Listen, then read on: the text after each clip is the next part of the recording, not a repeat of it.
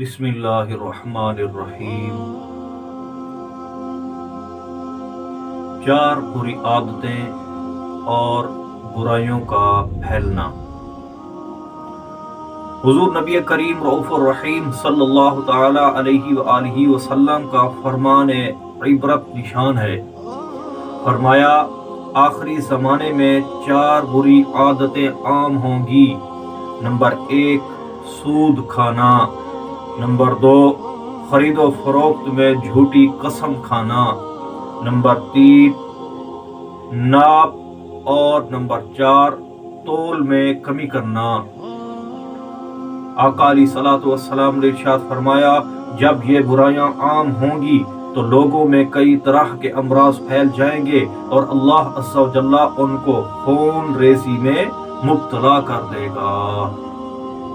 اللہ تبارک و تعالی ارشاد فرماتا ہے، یوم یقوم الناس لرب العالمین۔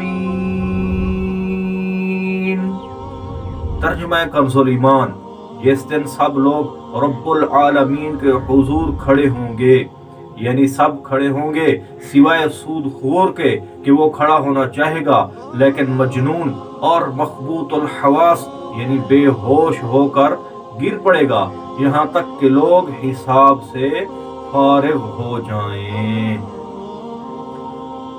اللہ تبارک و تعالی ہر مسلمان کو سود کی نحوست سے، خرید و فروخت میں جھوٹی قسم کھانے کی نحوست سے، ناپ اور تول میں کمی کرنے کی نحوست سے محفوظ فرمائے، اور اللہ تبارک و تعالی ہر مسلمان کو ہر قسم کی بیماری سے محفوظ فرمائے۔